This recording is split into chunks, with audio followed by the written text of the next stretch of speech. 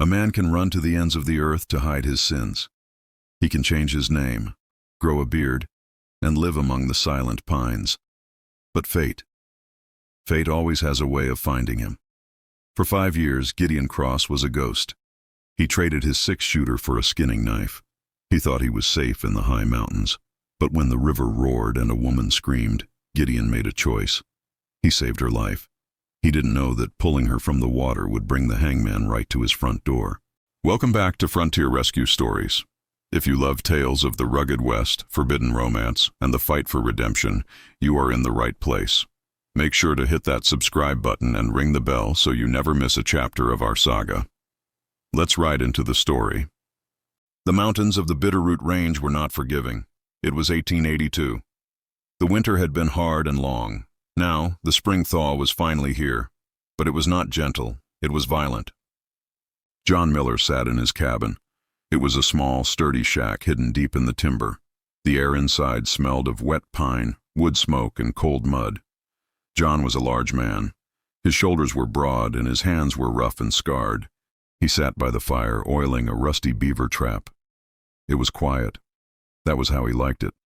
Silence meant safety. Silence meant nobody was looking for the man he used to be. To the few people in the nearest town, he was just a trapper, a hermit.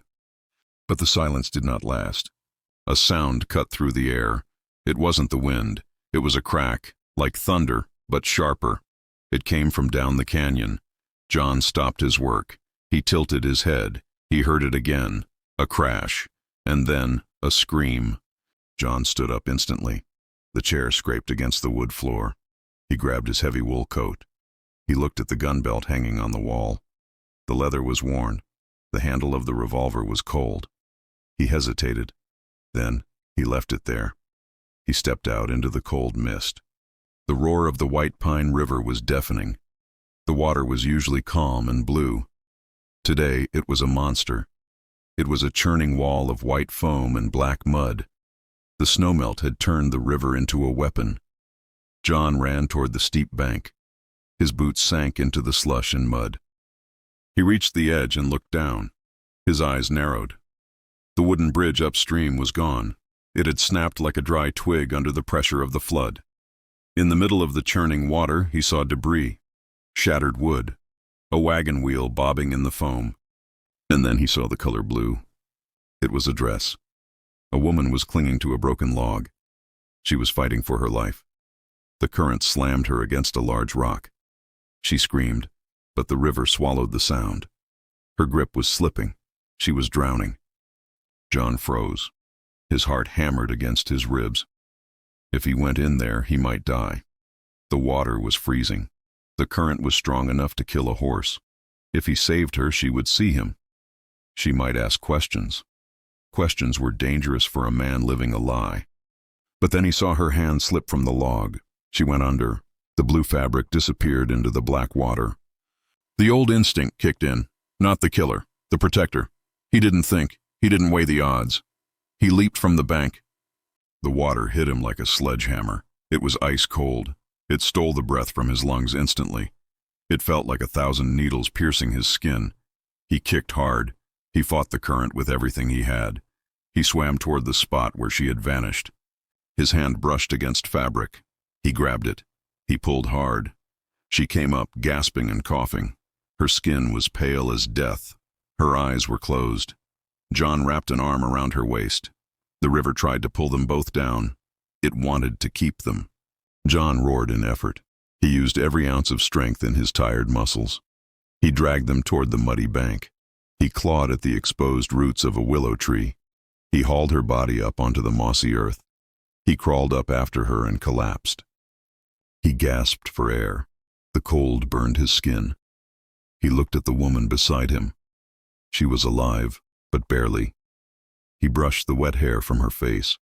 She was young. She was shivering violently, and she was alone. He picked her up in his arms. She was light, but dead weight. He turned back toward the cabin. The snow was starting to fall again. He held her close to share his warmth. He had saved a life today. For the first time in years, his hands had done something good. He walked toward his door. He didn't know who she was. He didn't know that the woman in his arms was carrying a locket that would change everything. John kicked the heavy wooden door shut with his boot. The latch clicked, shutting out the howling wind. The cabin was suddenly quiet, save for the crackling of the small fire in the hearth. He moved quickly. He carried the woman to his narrow cot in the corner. He laid her down gently. She was shaking violently now. Her teeth chattered, a sound that filled the small room. Her lips were turning blue. The river cold had soaked into her bones. If he didn't get her warm soon, she wouldn't survive the hour. John threw logs onto the dying fire. He stoked the embers until the flames roared up the chimney. The orange light danced on the log walls. The heat began to spread, fighting back the damp chill. He turned back to the woman. She was still unconscious. Her wet clothes were dragging the heat right out of her body. He grabbed his thickest wool blankets from a chest. He covered her, tucking the edges in tight. He rubbed her arms through the wool, trying to get the blood moving. She shifted in her sleep. She let out a low moan of pain. As she moved, something slipped from the collar of her wet dress. It dangled over the side of the cot. It caught the light of the fire. It was gold. John paused. It was a locket. It was delicate and engraved with flowers. It looked expensive, too expensive for a simple traveler. He reached out and caught it in his rough hand. It felt heavy. Curiosity got the better of him. He shouldn't have looked. He should have left it alone. But his thumb brushed the small latch on the side. The locket popped open. Inside, there was a small tintype photograph. It was a portrait of a man. The man in the picture was older. He had a thick gray mustache and eyes that looked like hard flint. Pinned to his vest was a star, a sheriff's star. John's breath hitched in his throat. He knew that face. He knew it better than his own reflection. It was Sheriff William Garrett. The room seemed to spin. John stumbled back a step. He dropped the locket as if it were a hot coal. It swung back and forth on its chain, glinting in the firelight. Sheriff Garrett, the man who had hunted Gideon Cross across 3 states, the man who had sworn to see Gideon hang for the bank job in Wichita, the man who never gave up. John looked at the woman on the bed. The resemblance was there. She had his nose. She had the shape of his jaw. "God help me," John whispered. His voice was raspy. He had just saved the daughter of the man who wanted him dead. Panic rose in his chest. He looked at the door. He could leave. He could pack his bag and disappear into the snow. He could leave her here with wood and food. She would live, and he would be safe. He took a step toward his gear. But then the woman cried out. "Papa," she mumbled in her delirium. "Papa, help me." John froze. He looked at her pale face. He looked at the storm raging outside the window. If he left her, she might not wake up to keep the fire going. She would freeze. He clenched his fists. He was an outlaw. He was a sinner. But he wasn't a monster. Not anymore. He walked back to the chair and sat down heavily. He pulled his knife from his belt and began to sharpen it, the rhythmic shuk-shuk sound filling the room. He would stay. He would save her. But he knew one thing for certain. When she woke up, he was walking a razor's edge. One slip, one wrong word, and the noose would finally find his neck. Night fell over mountain like a heavy black curtain. The wind did not stop. It battered walls of cabin, rattling shutters. Inside, battle was silent, but just as violent. The woman was burning up. The river water had chilled her, but fever was fighting back with a vengeance. Her skin was hot to touch. Her breathing was shallow and fast. John did not sleep. He couldn't. He moved back and forth from door to cot.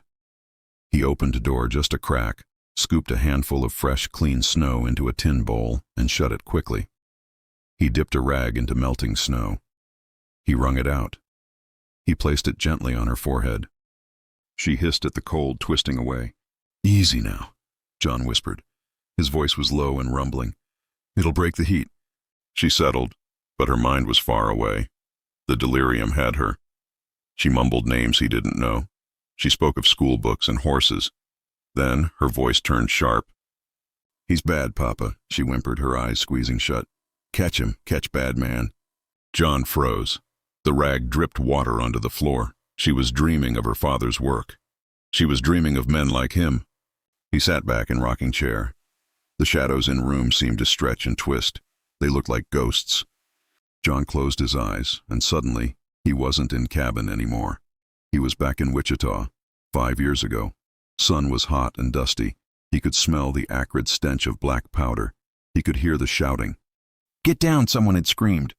He saw bank doors burst open. He saw his old partner, Silas, firing wildly into the street. He saw a woman in a yellow dress fall, clutching her leg. She hadn't done anything. She was just walking by. Gideon had frozen. He hadn't fired a shot. But he had ridden away with the money. He had left her there in dust.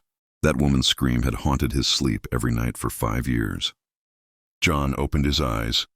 Cabin was quiet again. The fire popped, bringing him back to the present. He looked at his hands. They were large, scarred, and stained with pine pitch. People called Gideon Cross a killer, a devil. But tonight these hands were gentle. He dipped the rag again. He wiped the sweat from the brow of Lawman's daughter.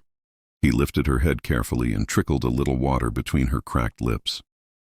"I can't change the past," he whispered to sleeping woman, "but I can keep you alive." It was a strange penance, saving the daughter to pay for the sins against father. Hours passed. The fire burned down to embers. Finally, just as gray light of dawn began to seep through the cracks in the walls, her breathing changed. It deepened.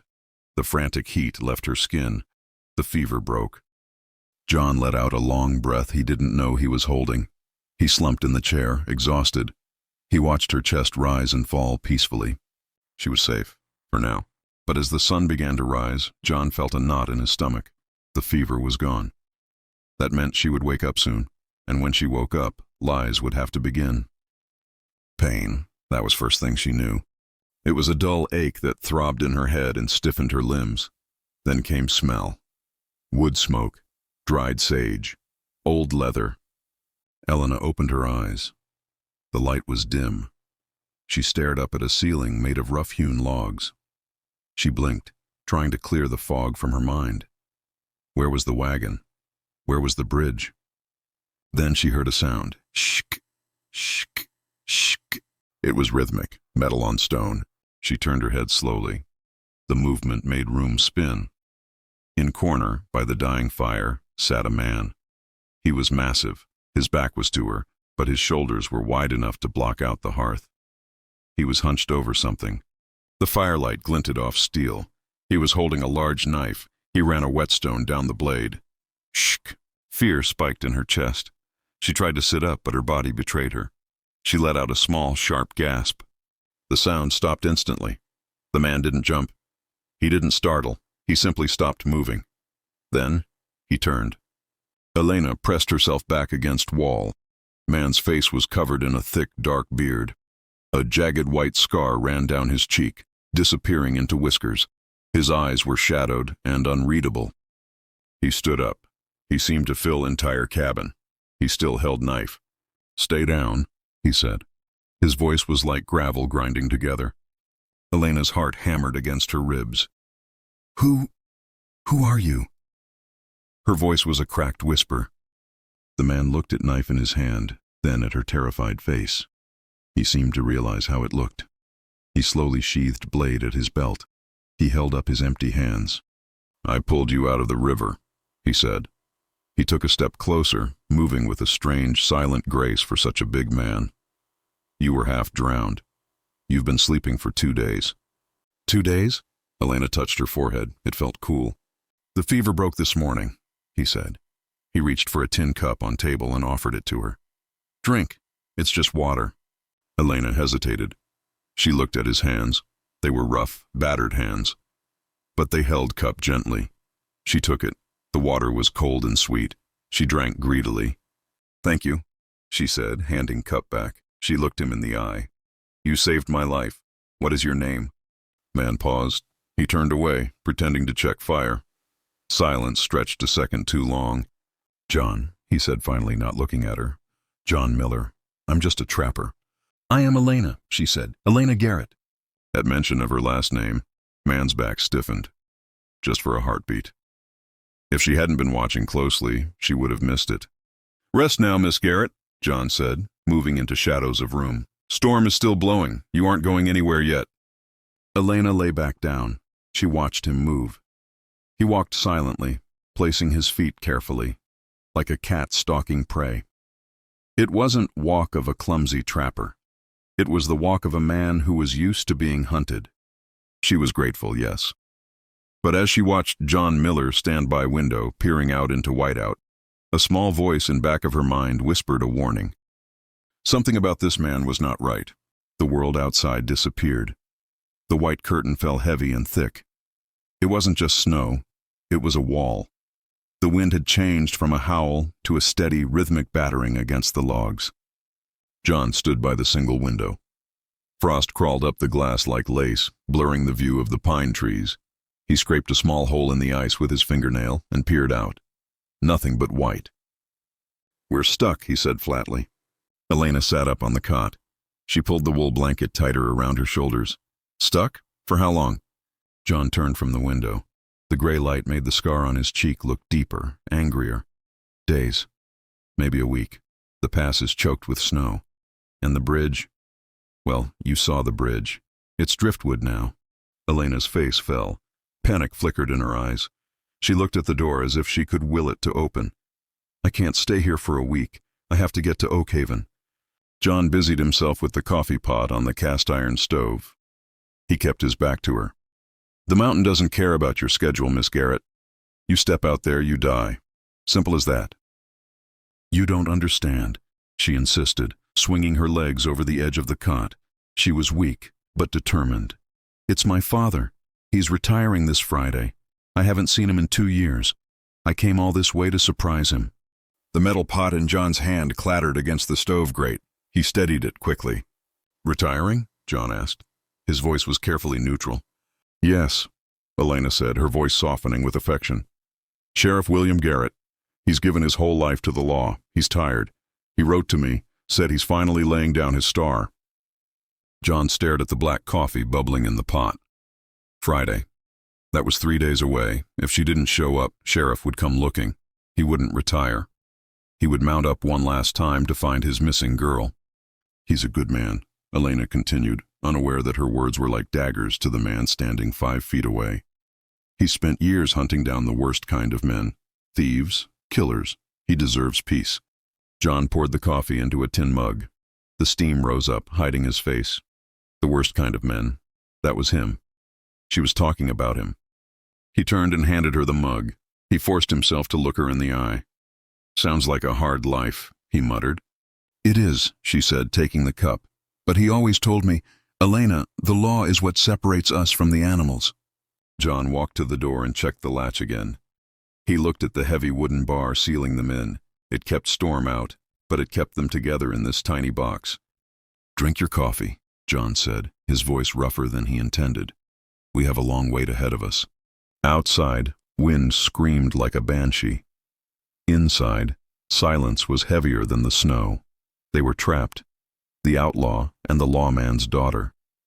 And with every hour that passed, secret between them grew tighter, like a noose waiting to be pulled. The storm outside had erased the sun. It was midday, but inside the cabin it looked like twilight. The only light came from the hearth. It cast long, dancing shadows against the log walls. John stood over the cast-iron stove.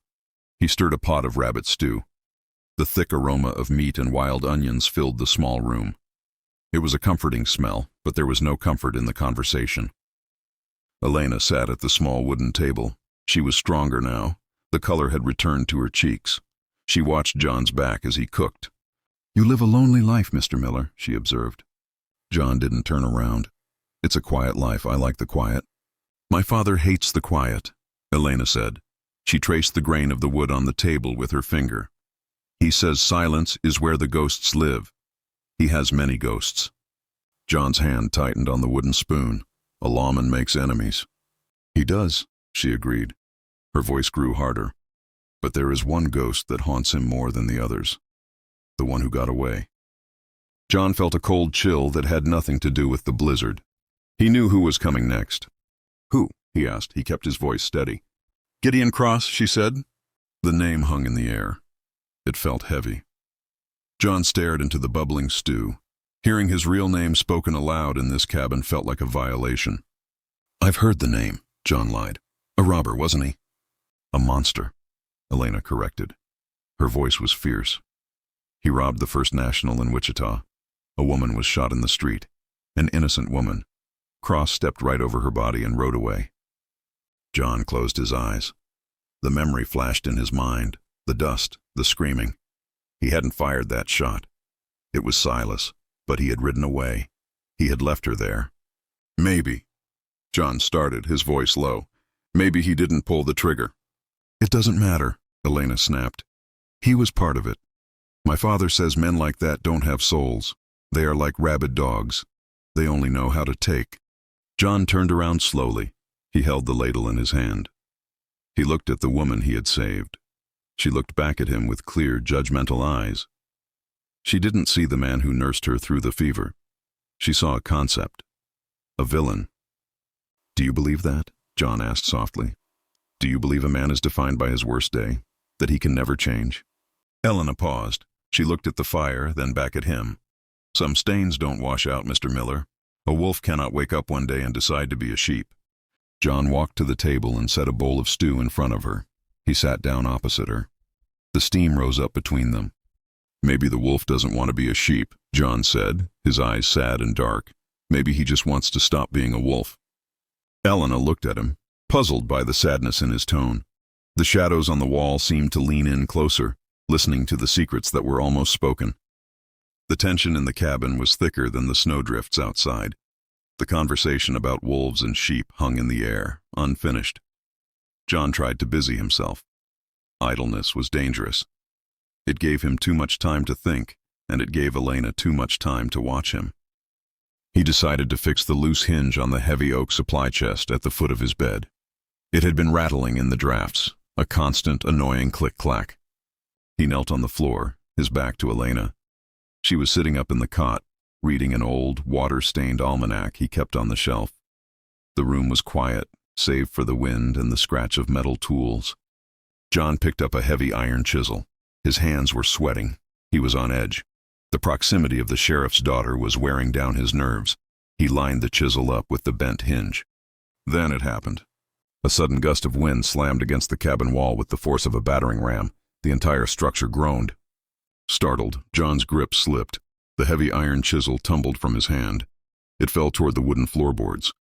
A normal man would have flinched. A normal man would have let it fall or clumsily tried to grab it and failed. But John Miller was not a normal man.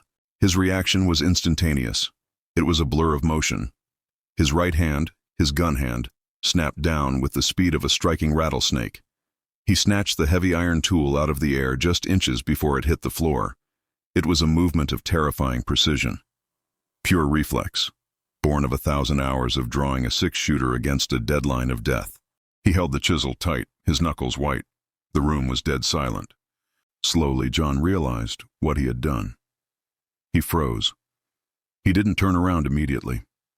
He took a breath, trying to slow his racing heart. He stood up slowly, placing the tool on the chest with a deliberate clunk. He turned to face Elena. She wasn't reading the almanac anymore. The book lay forgotten in her lap. Her eyes were fixed on his right hand. "You have fast hands, Mr. Miller," she said. Her voice was light, but her eyes were sharp. They were her father's eyes, calculating, assessing. John forced a smile. It felt tight on his face. "You get used to catching things when you live alone. Drop a knife on your foot out here, and you bleed to death." "That didn't look like a trapper's catch," Elena said softly. She tilted her head. "That looked like practice." John wiped his hands on his trousers. "Reflexes, Miss Garrett, that's all. Survival." He walked over to the stove to pour more coffee, putting distance between them. He could feel her gaze burning into his back. She didn't say anything else, but the air in the room had changed. Before, she looked at him with gratitude. Now there was something else. Suspicion. She had seen the wolf peek out from under the sheepskin. And now she was watching for the teeth. The suspicion in Elena's eyes was like a physical weight in the room. John moved to the other side of the cabin, checking the latches on the shutters. He needed to keep moving. He needed to keep his back to her. But the mountain had not finished with them yet. It started with a sound that wasn't the wind. It was a heavy, wet thump against the side of the cabin. Then, a scratching, like iron nails dragging across the logs. John stopped. He raised a hand, signaling for silence. Elena froze. "What is it?" she whispered. "Hush," John hissed. He moved to the window. He peered through the tiny spy hole he had cleared in the frost. Outside, the snow was blue in the twilight. He saw movement, a shadow, long and low, slinking around the corner of the woodpile. Then, the scream cut through the air. It wasn't human, but it sounded terrifyingly close. It was the shriek of a mountain lion. A big one. "Cougar," John said grimly. "Smelled the meat. It's hungry." The scratching came again, this time at the door. The wood groaned under the weight of the beast. It was testing the defenses. "Is it going to get in?" Elena asked, her voice trembling. She pulled her legs up onto the cot. "Not if I have anything to say about it," John said. He reached up above the fireplace. He bypassed the rusty shotgun he used for birds. Instead, his hand went to the heavy Henry repeating rifle hanging on the pegs. He checked the action. It slid open and shut with a smooth, oily clack-clack. "Stay here," he commanded. "Bar the door behind me." "Don't go out there!" Elena cried. "It will kill you!" "If I don't, it'll tear the roof off to get to us. These cats don't give up." John lifted the heavy wooden bar. He took a deep breath. He wasn't the trapper now. He was the gunman. He kicked the door open. The wind roared in, carrying snow and the musky scent of the predator. John stepped out into the storm. The beast was on the roof of the lean-to shed, crouched and ready to spring. It was massive, tawny muscle coiled like a spring. Its yellow eyes locked onto John. It snarled, exposing teeth that could snap a man's arm like a twig. The lion leaped. It was a blur of motion, 100 pounds of death flying through the air. John didn't panic. He didn't fumble. He didn't take time to aim down the sights. He threw the rifle to his shoulder and fired in one fluid motion. Crack! The shot echoed off the canyon walls. The lion crumpled in midair.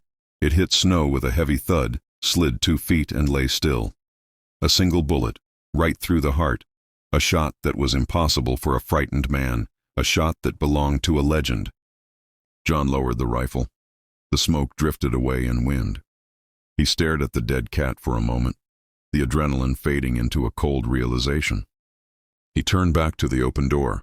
Elena was standing there. She wasn't looking at dead lion. She was looking at him. She was looking at way he held rifle.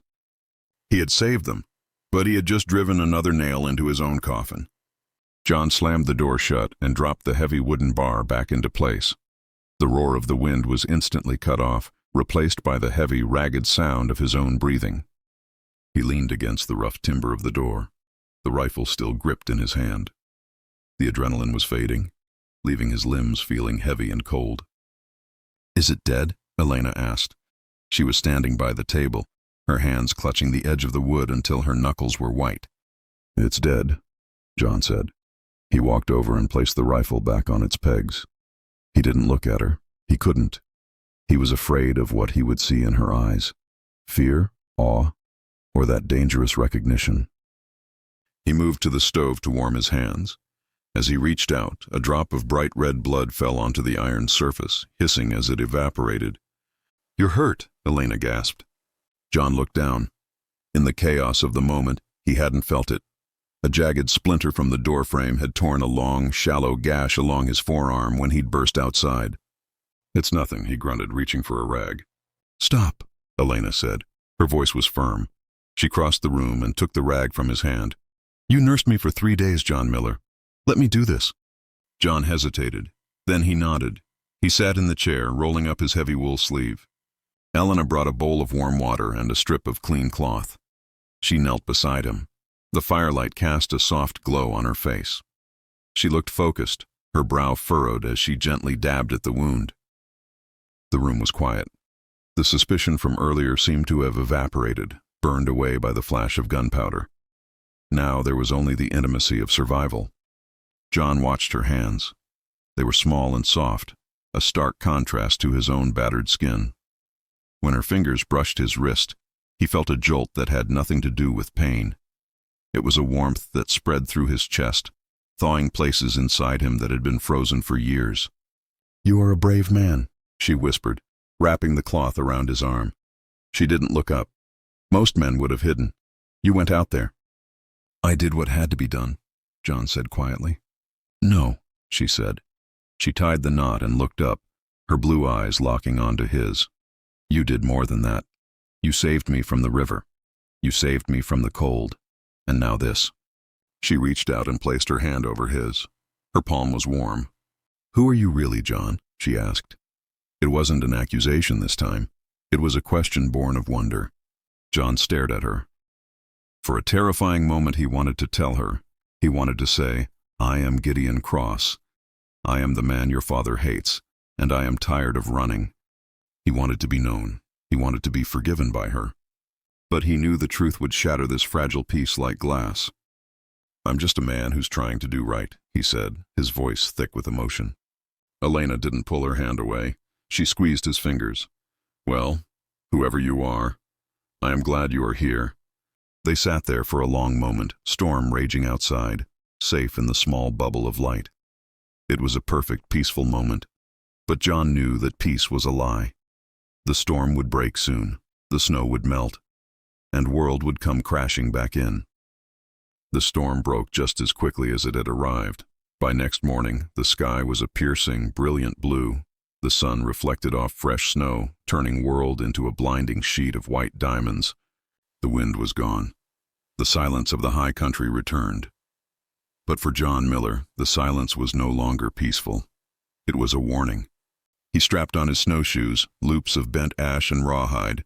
He told Elena he was going to check the trap line. He lied. He needed to see the valley. He needed to know if the world was coming for them. He crunched through the deep powder, climbing the ridge that overlooked the canyon floor. His breath puffed out in white clouds. The air was crisp and cold. He reached the crest and looked down. His heart stopped. Far below, in the valley, tiny dark specks were moving against the white snow. They were horses, riders. They were struggling through the drifts, but they were moving steadily. They were following the river. John squinted against the glare. He focused on the lead rider. The man was riding a large pale horse, a white stallion. John felt a sick feeling in his gut. He knew that horse. Every outlaw in the territory knew that horse. It belonged to Sheriff William Garrett. The father was coming for his daughter. John dropped to one knee behind a pine tree. He watched them. They were maybe 3 miles out. In this snow, that was half a day's ride. They were heading upstream, checking the banks for bodies. They were looking for the dead. They didn't know she was alive. John's hand drifted to the revolver at his hip, not to shoot them, but to signal. If he drew his gun and fired 3 shots into the air, the sound would carry for miles in this cold air. They would look up. They would see the smoke. They would come running. Elena would be saved. She would be in her father's arms by sunset. But if he fired those shots, he was dead. Garrett would ride up. He would see John. He would see the face of Gideon Cross. The reunion would turn into an execution. John looked at the gun. Then he looked back toward the hidden cabin, where smoke curled lazily from the chimney. He could stay silent. The cabin was well hidden. If the sheriff stuck to the river, he might pass right by. They would think Elena drowned. They would leave. And John could keep her, or take her to a different town later. He could keep his freedom. It was a dark thought, a selfish thought. He watched the white horse push through a drift. The sheriff wasn't giving up. John slowly took his hand off his gun. He didn't fire. He stood up, keeping low, and turned back toward the cabin. He had a few hours, maybe less. He had to tell her, or he had to run. The walls were closing in, and the time for secrets was over. While John stood on the ridge wrestling with his conscience, cabin was quiet. Too quiet. Elena felt strength returning to her legs. The fever had burned away fog in her mind, leaving her thoughts sharp and clear. She stood up from cot, testing her balance.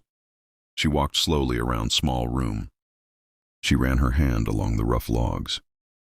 She looked at the simple life John Miller had built.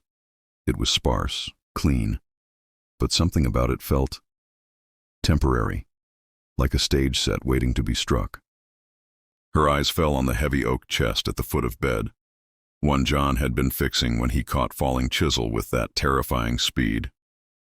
She remembered how jumpy he had been, how he had stood between her and this corner of the room.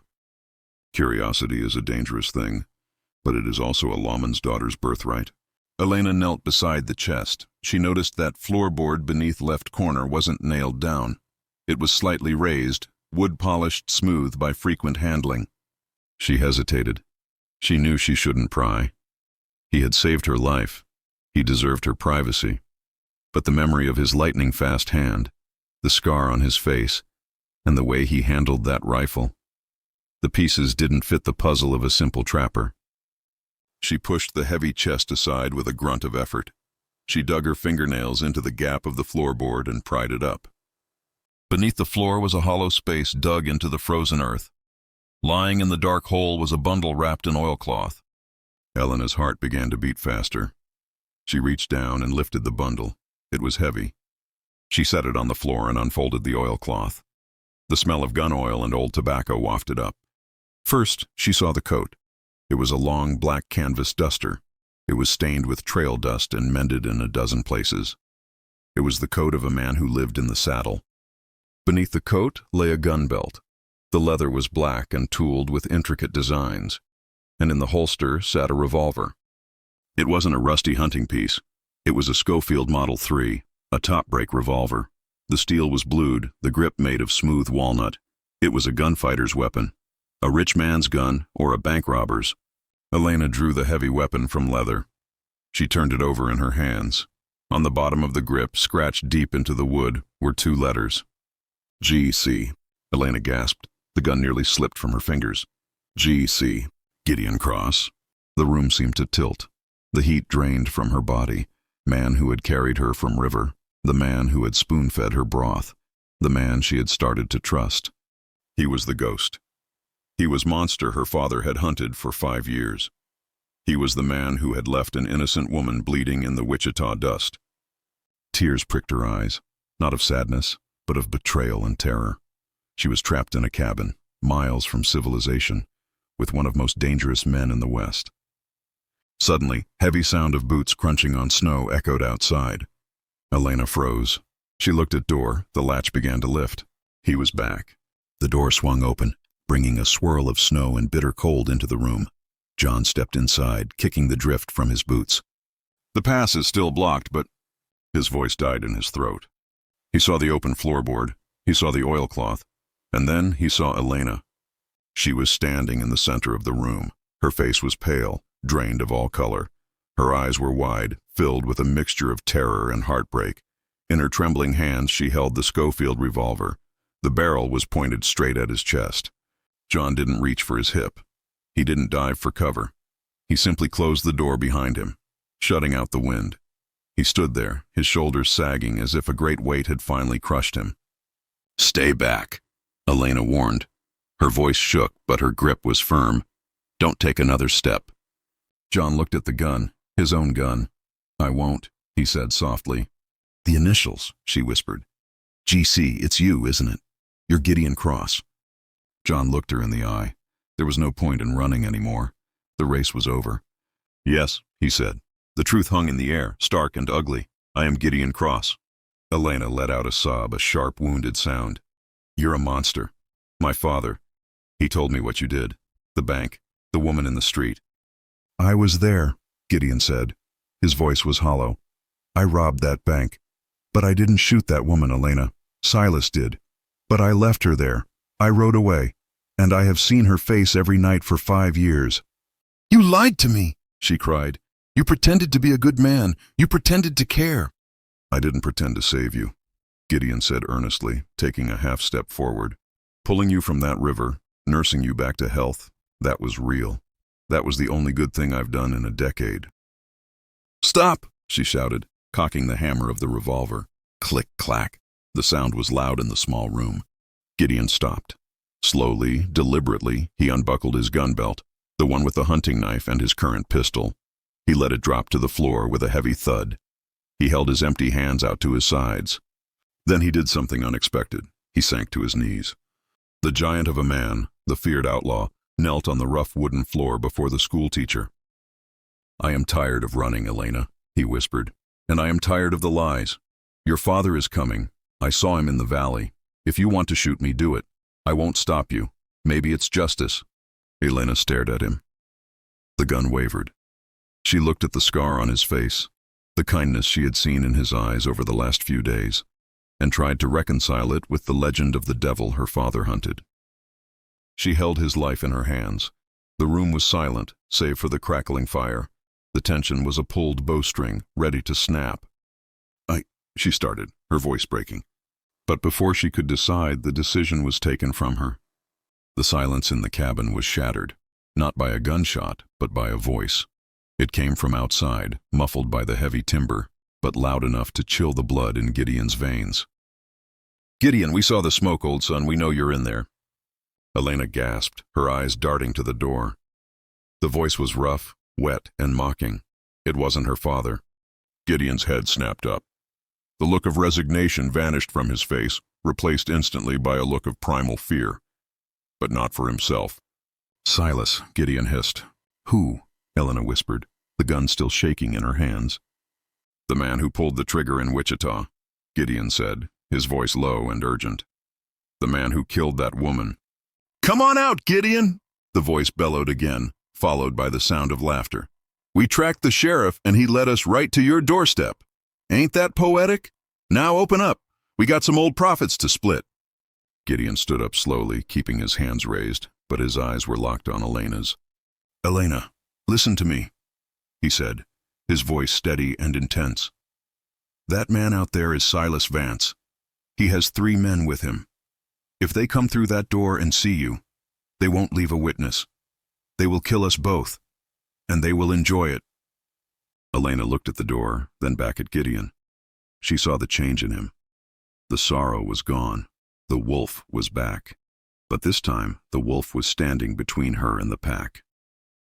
"Give me the gun," Gideon said. He reached out a hand. I can't," she stammered.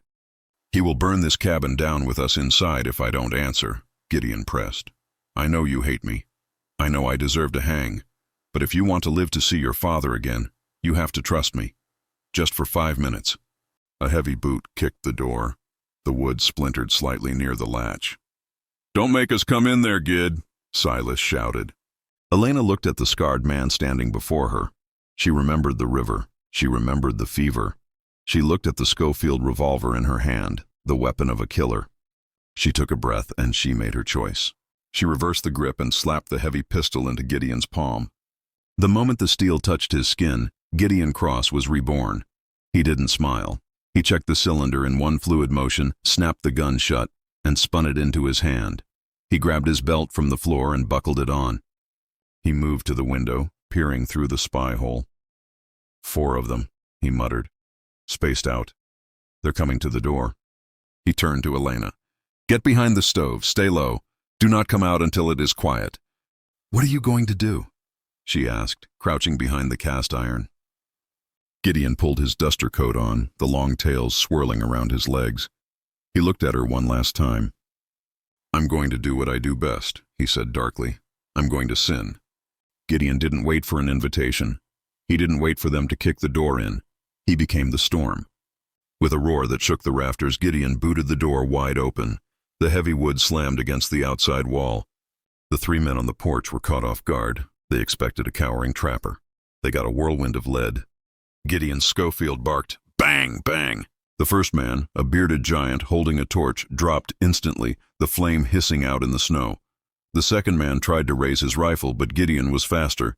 The old speed was still there. Gideon fanned the hammer. The second outlaw spun around and fell off the porch, his rifle discharging harmlessly into the sky. "It's him!" Silas screamed, diving behind the woodpile. Kill him now!" Bullets shredded the doorframe around Gideon. Splinters of pine exploded like shrapnel. A slug tore through the sleeve of Gideon's duster, grazing his arm. Gideon didn't flinch. He dove off the porch, rolling into the snow behind the water trough. He was out in the open now, drawing their fire away from the cabin, away from Elena.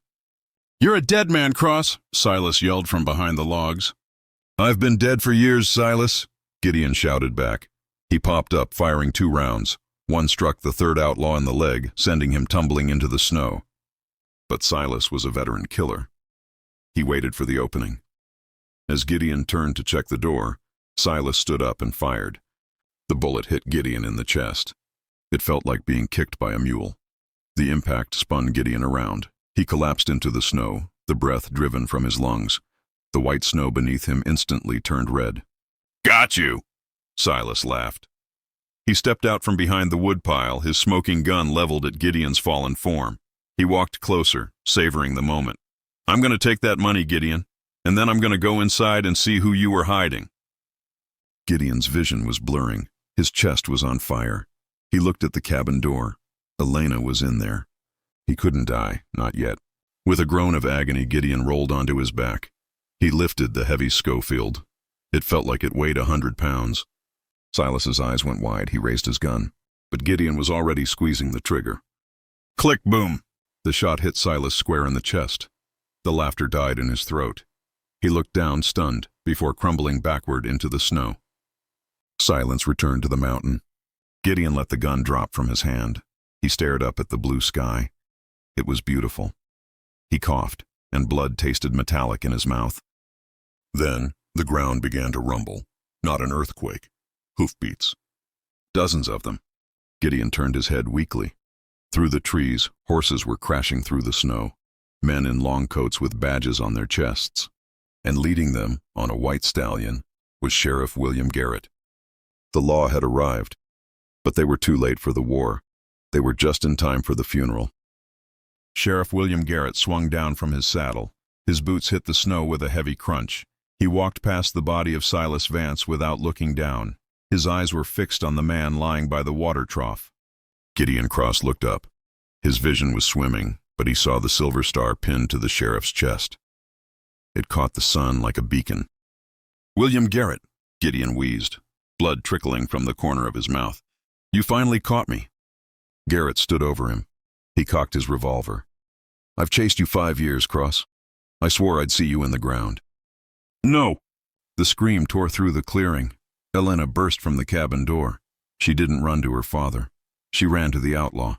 She threw herself into the snow, shielding Gideon's body with her own. "Elena!" Garrett barked, lowering his gun slightly. "Get away from him. That man is a killer." "He saved me," she cried, her hands pressing down on Gideon's bleeding chest. "The river took me, Papa. He jumped in. He pulled me out. He nursed me through the fever when he could have run. He fought them," she pointed to the dead gang members, "to save me." Garrett looked at his daughter. She was alive. She was fierce, and her hands were covered in the blood of the man he hated. He looked at the dead men scattered around the yard. He recognized Silas Vance. He looked at the Schofield revolver lying in the snow, empty. Gideon looked up at the lawman. "She's safe, Sheriff. That's all that matters. Do what you came to do." The valley fell silent. The deputies behind Garrett watched, hands on their holsters, waiting for the order. Sheriff Garrett looked at the man who had robbed the bank in Wichita. Then he looked at the man who had risked everything to save his little girl. He saw the peace in Gideon's eyes. It was the look of a man who had paid his debt. Slowly, deliberately, Sheriff Garrett uncocked his revolver. He slid it back into his holster. He turned to his deputies. "Boys, load up these bodies. We got the Silas Vance gang, every last one of them." "What about Cross, Sheriff?" a deputy asked, pointing at Gideon. Garrett looked down at Gideon. He looked him in the eye, man to man. "Gideon Cross died in that river," Garrett said, his voice hard as iron. "This man here is John Miller, and he's hurt. Get the medic. We need to get him back to town." Elena slumped in relief, tears streaming down her face. Gideon let out a breath, the tension leaving his body. The sheriff knelt down. He placed a hand on Gideon's shoulder. It wasn't a grip of arrest. It was a grip of gratitude. "Don't make me regret this, son," Garrett whispered. "I won't," Gideon whispered back. They carried him to the wagon. As they rolled out of the valley, the sun crested the peaks, bathing the world in golden light. Gideon Cross was dead, but John Miller was alive. And for the first time in his life, he wasn't running. He was going home.